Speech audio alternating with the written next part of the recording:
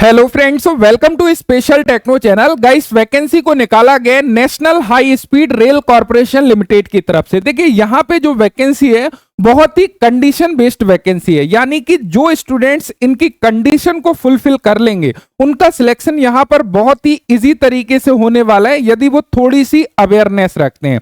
यहाँ पे क्या क्या कंडीशन है उसके बारे में डिस्कस करेंगे। देखिए ये जो वैकेंसी है, ये जो जॉब है वो आपकी रेगुलर बेसिस पर वैकेंसी है, यानी कि परमानेंट जॉब होने वाली है।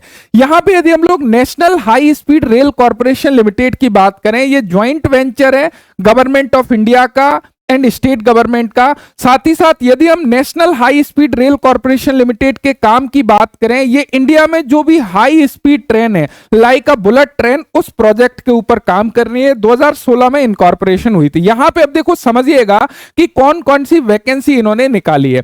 यहां पे आपको सबसे फर्स्ट ऑफ ऑल दिखाई दे रहा होगा वैकेंसी नंबर। यहां पे आपको 35 से लेके और आगे तक वैकेंसी नंबर मिल जाता है, लेकिन ध्यान रखिएगा केवल और केवल आप केवल एक ही पोस्ट के लिए एलिजिबल हैं, यानी कि मल्टीपल पोस्ट में आप अपने फॉर्म को अप्लाई नहीं कर पाओगे। देखिए यहां पे दो पार्ट हैं, एक पार्ट है आपका एसेंशियल क्वालिफिकेशन का, दूसरा पार्ट है आपका एक्सपीरियंस का, यानी कि सभी पोस्ट में एक्सपीरियंस रिक्वायर्ड है। सबसे पहले हम एसेंशियल क्वालिफिकेशन की बात कर लेते हैं। देखिए यहां पे सबसे पहली पोस्ट की बात करें, टेक्नीशियन सिविल ट्रैक फिटर की पोस्ट है, जो कि 18 नंबर ऑफ पोस्ट निकाली गई है। इसकी एसेंशियल क्वालिफिकेशन की बात करें, यहां पर यदि आपने 10th क्लास कंप्लीट किया है, आईटीआई फिटर ट्रेड से करी हुई है, एनसीबीटी से या एससीबीटी से, ये आपका एसेंशियल क्वालिफिकेशन है। लेकिन इसका एक और पार्ट है जो कि एक्सपीरियंस है, वो सभी पोस्ट के लिए सेम रखा गया है, उसको अभी हम लोग डिस्कस करेंगे। तो यदि आप इस पोस्ट में अप्लाई करोगे तो आपको फिटर ट्रेड से आईटीआई हो तब भी अप्लाई कर सकते हैं, या फिर 10वीं कक्षा के बाद में आपने national apprenticeship certificate fitter trade से किया हुआ है तब भी आप एलिजिबल है, या फिर आपने 3 year diploma in civil engineering या उसके समकक्ष कुछ किया हुआ है, जब भी आप एलिजिबल है। यानी कि डायरेक्ट अप्रेंटिसशिप वाले कैंडिडेट, ओनली फिटर वाले कैंडिडेट, डिप्लोमा वाले कैंडिडेट, तीनों ही कैंडिडेट यहां पर एलिजिबल रखे हैं। इसी प्रकार यदि हम लोग ट्रैक मैकेनिक की बात करें, 16 पोस्ट यहां पर रखी गई हैं, और मैकेनिक से जिन्होंने बेसिकली आईटीआई की हुई है या अप्रेंटिसशिप की हुई है या फिर उन्होंने 3 ईयर डिप्लोमा किया हुआ है सिविल इंजीनियरिंग से, तब अप्लाई कर पाएंगे। ड्राफ्ट्समैन की पोस्टें 8 पोस्ट निकाली गई हैं। ड्राफ्ट्समैन से यदि आपने आईटीआई किया हुआ है या फिर अप्रेंटिसशिप किया हुआ है या डिप्लोमा सिविल इंजीनियरिंग से किया हुआ, उस केस में आप यहां पे अप्लाई कर सकते हो। देखिए सर्वेयर की यहां पर 7 पोस्ट निकाली गई हैं, जिसमें सर्वेयर से आईटीआई करी हो या फिर सर्वेयर से अप्रेंटिसशिप करी हो या फिर सिविल इंजीनियरिंग बेसिकली आप लोगों ने करी है, तो आप यहां पे अप्लाई कर सकते हैं। इलेक्ट्रीशियन की वैकेंसी है, इलेक्ट्रीशियन ट्रेड वाले जिन्होंने आईटीआई करी है, अप्रेंटिसशिप करी है एंड यहां पे सिविल इंजीनियरिंग से बेसिकली डिप्लोमा किया है, अप्लाई कर सकते हैं। वेल्डर की 6 पोस्ट हैं, यहां पर 3 ईयर डिप्लोमा सिविल इंजीनियरिंग उसके समकक्ष या वेल्डर से आईटीआई अप्रेंटिस वाले अप्लाई करेंगे। सिविल प्लम्बर की वैकेंसी है, यदि आपने प्लम्बर से आईटीआई की है, अप्रेंटिस करी है या डिप्लोमा सिविल इंजीनियरिंग है, अप्लाई कर सकते हैं। पेंटर की ट्रेड है। इलेक्ट्रिकल में यहां पर देखोगे इलेक्ट्रीशियन से आपकी 77 पोस्ट निकाली गई हैं, जो कि सबसे ज्यादा है। जो इलेक्ट्रीशियन वाले कैंडिडेट हैं, इलेक्ट्रीशियन से आईटीआई की है या फिर इलेक्ट्रीशियन से अप्रेंटिस की है या फिर इलेक्ट्रिकल इंजीनियरिंग जिन्होंने किया है, वो कैंडिडेट यहां पे एसेंशियल क्वालिफिकेशन को कंप्लीट करेंगे। एंड यहां पर टेक्नीशियन सिग्नलिंग एंड टेलीकॉम की वैकेंसी है, जो कि 63 पोस्ट इन्होंने निकाली है। ITI electrical electronics and computer operation से जिन्होंने करी है वो यहां पर एलिजिबल है। इसी प्रकार अप्रेंटिसशिप भी इनमें से किसी से भी करी है या फिर जिन्होंने diploma electrical electronic and communication electronics and computer information technology, इनमें से किसी में से भी किया है तब भी एलिजिबल है। एंड यहां पर नेक्स्ट है रोलिंग स्टॉक फिटर की। यहां पर देखो फिटर से यदि आपने आईटीआई की है, अप्रेंटिसशिप किया हुआ है फिटर से या फिर मैकेनिकल से जिन्होंने डिप्लोमा किया हुआ है, वो कैंडिडेट एसेंशियल क्वालिफिकेशन को कंप्लीट करेंगे। यहां पर 10 पोस्ट बेसिकली निकाली है। उसके अलावा आप देखोगे यहां पर रोलिंग स्टॉक मशीनिस्ट की वैकेंसी है। मशीनिस्ट से आईटीआई या टर्नर से आईटीआई या फिर मशीनिस्ट या टर्नर से अप्रेंटिसशिप करी है या आप लोगों ने मैकेनिकल इंजीनियरिंग से डिप्लोमा किया हुआ है। रोलिंग स्टॉक वेल्डर की भी वैकेंसी यहां पर देखने को मिल जाती है। वेल्डर वाले आईटीआई अप्रेंटिस मैकेनिकल डिप्लोमा से, रोलिंग स्टॉक इलेक्ट्रीशियन का मिल जाएगा एंड रोलिंग स्टॉक आरएसी जिन्होंने आरएसी से अप्रेंटिसशिप या आईटीआई करी है। तो ये जो पार्ट है, जो भी ट्रेड है, उससे या तो आईटीआई है या उसके समकक्ष आप लोग देखोगे जिन्होंने डिप्लोमा किया है वो एसेंशियल क्वालिफिकेशन को कंप्लीट करेंगे।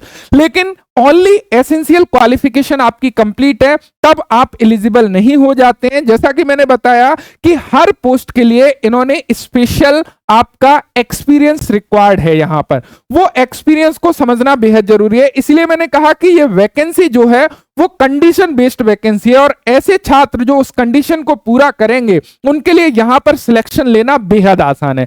अब देखो यहां पर समझिएगा, फॉर ऑल पोस्ट, यानी कि हम बात कर रहे हैं सारी ही पोस्ट के लिए, सभी पोस्ट में 2 साल का एक्सपीरियंस जरूरी है। लेकिन ध्यान रखिएगा ये एक्सपीरियंस होना कहां से चाहिए वो महत्वपूर्ण है। यदि हम बात करें minimum 2 year of post qualification experience, in the sense आपकी जो एजुकेशन क्वालिफिकेशन है उसके कंप्लीट होने के बाद में आपका एक्सपीरियंस होना चाहिए और वो एक्सपीरियंस रिलेवेंट फील्ड से होना चाहिए। रिलेवेंट फील्ड का मतलब क्या है, इन्होंने क्लियरली डिफाइन किया है, या तो आपकी जो फील्ड है वो operation and maintenance department of Indian railway से होना चाहिए, यानी कि इंडियन रेलवे में ऑपरेशन में काम किया हो, मेंटेनेंस में काम किया हो उस डिपार्टमेंट में, तब भी आप एलिजिबल है यदि 2 साल आपने काम किया है। या गवर्नमेंट ऑन्ड, या कोई भी गवर्नमेंट ऑन्ड और गवर्नमेंट ऑपरेटेड रेलवे, ध्यान रखिएगा गवर्नमेंट ऑन्ड रेलवे या फिर गवर्नमेंट ऑपरेटेड रेलवे में आपने काम किया हो या फिर मेट्रोज में आपने काम किया हो, किसी भी मेट्रो रेलवे से 2 साल का एक्सपीरियंस हो, चाहे आपका कॉन्ट्रेक्चुअल बेसिस का एक्सपीरियंस हो या रेगुलर बेसिस का एक्सपीरियंस हो, ध्यान रखिएगा कोई भी एक्सपीरियंस से चलेगा। और आरआरटीएस सिस्टम का आप लोगों के पास में बेसिकली एक्सपीरियंस है 2 साल का, यानी कि इनमें से किसी में भी एक्सपीरियंस है, कुल मिला के रेलवे से जुड़ा हुआ आपके पास में यदि 2 साल का एक्सपीरियंस है और आप मिनिमम एजुकेशनल क्वालिफिकेशन को कंप्लीट करते हैं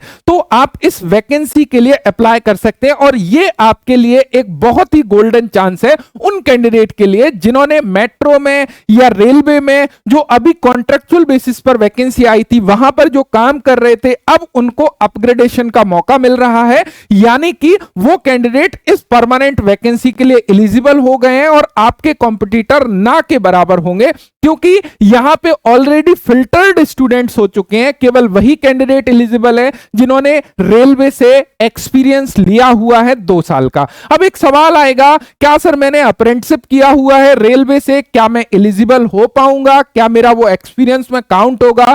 तो बिल्कुल भी नहीं। आपका कोई भी इंटर्नशिप हो, कोई भी अप्रेंटिसशिप हो, कोई भी ट्रेनिंग हो रेलवे से, उसको आपके एक्सपीरियंस में काउंट नहीं किया जाएगा। तो किसको काउंट किया जाएगा? या तो आपने कॉन्ट्रैक्चुअल बेसिस पर काम किया हो या फिर किसी भी तरीके से डायरेक्ट आपने प्रोडक्शन दिया हो, ऑपरेशन किया हो, मेंटेनेंस किया हो, ट्रेनिंग इंटर्नशिप को छोड़कर वो सभी आपका एक्सपीरियंस में काउंट होगा। यदि ऐसा आपका 2 साल का एक्सपीरियंस है आपके क्वालिफिकेशन के बाद में, तो आप यहां पे एलिजिबल होने वाले हैं। अब देखिए कुछ और चीजों को यहां पर समझ लीजिएगा। यदि हम लोग यहां पर बात करने लगे बेसिकली आप लोगों का जो पे स्केल है वो क्या रहने वाला है, देखिए यहां पर जो स्टार्टिंग पे स्केल है आपका वो 35,000 का पे स्केल, एनी 2 का पे स्केल ये दे रहे हैं, जो कि बहुत अच्छा पे स्केल है। ध्यान रखिएगा 35,000 स्टार्टिंग बेसिक में आपका आईडीए वगैरह मिला के काफी अच्छी सैलरी बेसिकली बन जाती है, जो कि समवेयर अराउंड आप मान सकते हो 70,000 60,000 के आसपास आपको देखने को मिल जाएगी। अब यहां पे कुछ अदर कंडीशंस को हम देखने लगे। मैक्सिमम एज लिमिट की यदि बात करें 35 ईयर मैक्सिमम एज लिमिट रखी है। मेडिकल स्टैंडर्ड B1 स्टैंडर्ड का आप लोगों का रहेगा, जो कि नॉर्मल होता है। यदि आपके आंखों में चश्मा लगा है तो भी कोई इशू की बात नहीं है, चश्मा के थ्रू आप लोगों को दिखना चाहिए। प्लेस ऑफ पोस्टिंग की बात करें एनीवेयर, यानी कि पूरे ऑल ओवर इंडिया में जहां पर भी इनके प्रोजेक्ट चल रहे हैं high speed train, bullet train के, वहां पर आपकी पोस्टिंग दी जा सकती है। अब यहां पर कुछ चीजों को समझ लीजिएगा। यहां पर वेरी वेरी इंपॉर्टेंट बात, जो कैंडिडेट जिन्होंने बेसिकली रिस्पेक्टिव डिसिप्लिन में हायर क्वालिफिकेशन किया हुआ है, यानी कि लाइक यहां पे मैकेनिकल से डिप्लोमा मांगा हुआ है, उन्होंने बीटेक किया हुआ है इंजीनियरिंग में, मैकेनिकल में, तो क्या वो स्टूडेंट्स एलिजिबल है? नहीं। यदि उन्होंने मिनिमम एजुकेशनल क्वालिफिकेशन कंप्लीट नहीं किया और हायर एजुकेशनल क्वालिफिकेशन कंप्लीट किया है तब वो एलिजिबल नहीं है। यदि उन्होंने मिनिमम एजुकेशनल क्वालिफिकेशन कंप्लीट किया उसके बाद हायर एजुकेशनल किया है तब आप लोग एलिजिबल होंगे, ध्यान रखिएगा। उसके अलावा ध्यान रखिएगा यहाँ पे जॉब डिस्क्रिप्शन आप लोगों की दी गई है, तो इसको आप लोग देख सकते हो। यदि एप्लीकेशन फी की बात करें, UR, EWS and OBC candidate के लिए 400 rupees non refundable examination fee रखी गई है। उसके अलावा जो भी अदर कैटेगरी के कैंडिडेट हैं, like a women candidate, SC/ST candidate, पीडब्ल्यूबीडी कैंडिडेट, उनके लिए कोई भी एप्लीकेशन फी पे करने की आवश्यकता नहीं है। यहां पर क्लियरली मेंशन किया गया, candidate have the option to apply against any one of the post from vacancy notice number 35/2026 to 49/2026।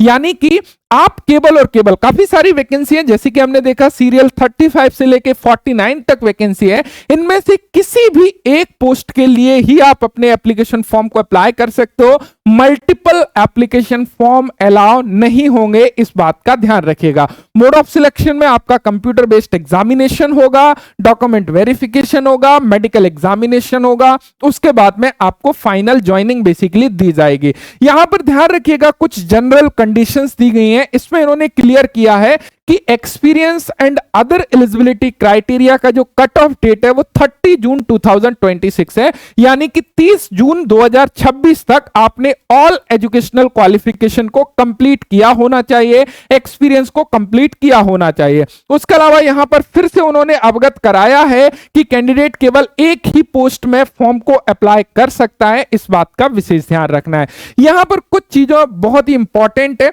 जो कि इन्होंने बेसिकली क्लियर किया हुआ है। यहां पर इन्होंने फिर से एक्सपीरियंस के बारे में 5 नंबर पर क्लियर किया हुआ है कि teaching experience, faculty experience, apprenticeship experience, internship experience, प्रोविजनशिप या partnership, freelancer etc will not be considered as part of required year of experience, ध्यान रखिएगा। उसके अलावा यहां पे कुछ और इंपॉर्टेंट चीजों की यदि हम लोग बात करें तो यहां पर एक इंपॉर्टेंट चीज बन जाती है कि आप लोगों की बॉन्ड भी रखा गया है। सिक्योरिटी बॉन्ड भी यहां पर ज्वाइनिंग के टाइम आपको भरवाया जाएगा, जो कि 4 ईयर सर्विस का होगा एंड 3 लाख अमाउंट का बेसिकली होने वाला है। क्लियर होना चाहिए ये यहां पे। उसके अलावा पेमेंट ऑलरेडी हम लोग डिस्कस कर चुके हैं, जो कि आप लोगों का स्टार्ट, सारे ही अलाउंसेस वगैरह आप लोगों को बेसिकली मिलने वाले हैं। अप्लाई कैसे करना है, आपको ऑफिशियल वेबसाइट पर जाकर online application form basically start करना है। इसका देखो, यदि हम लोग इंपॉर्टेंट डेट की बात करने लगे तो इसका 8 अगस्त लास्ट डेट है आई थिंक, और 7 जुलाई से बेसिकली इसके फॉर्म अप्लाई होंगे। ऑनलाइन वेबसाइट पर इसके फॉर्म आज की डेट से स्टार्ट हो चुके हैं, तो लिंक मैं आपको डिस्क्रिप्शन में दे दूंगा। यदि आप एलिजिबल कैंडिडेट है तो डेफिनेटली इस वैकेंसी को अप्लाई करिएगा, क्योंकि यहां पर तो higher very very high chance है आप लोगों के सिलेक्शन के, क्योंकि आपका कॉम्पिटिटर ही नहीं मिलेगा। इवन यहां पर एक और पॉइंट क्लियर किया है, मैं आपको क्लियर कर देता हूं कि यदि नंबर ऑफ कैंडिडेट काफी कम होते हैं या अप्लाई करने वाले विद्यार्थी काफी कम होते हैं तो वो सिलेक्शन प्रोसीजर में चेंज कर सकते हैं। यानी कि हो सकता है कि विदाउट एग्जामिनेशन ही आपका सिलेक्शन हो जाए, यदि नंबर ऑफ कैंडिडेट अप्लाई करने वाले एलिजिबल कैंडिडेट काफी कम होते हैं। उस सिचुएशन में ये उनके ऊपर डिपेंड करेगा, तो इस बात का भी विशेष ध्यान होना चाहिए। मैं उम्मीद करता हूं कि ऑल इंफॉर्मेशन आपको मिल गई होगी। कोई भी डाउट है नीचे आप कमेंट कर सकते हो। Thank you so much. ध्यान रखिएगा गाइस, आप लोगों के बैकएंड सिस्टम में काफी स्ट्रांग चीजें मैं बेसिकली कर रहा हूं, इसलिए फ्रिक्वेंटली वीडियो या क्लासेस आप लोगों की यूट्यूब पर नहीं आ पा रही है, लेकिन उसके लिए एक पूरा सिस्टम बेसिकली क्रिएट कर रहे हैं, सो दैट कि एक रेगुलर बेसिस पर एक बहुत अच्छे तरीके से कुछ अच्छा किया जा सके आप लोगों के फील्ड में। तो मैं कोशिश पूरी तरह कर रहा हूं, देखते हैं कितनी जल्दी इंप्लीमेंट हो सकता है। Thanks for watching and bye bye.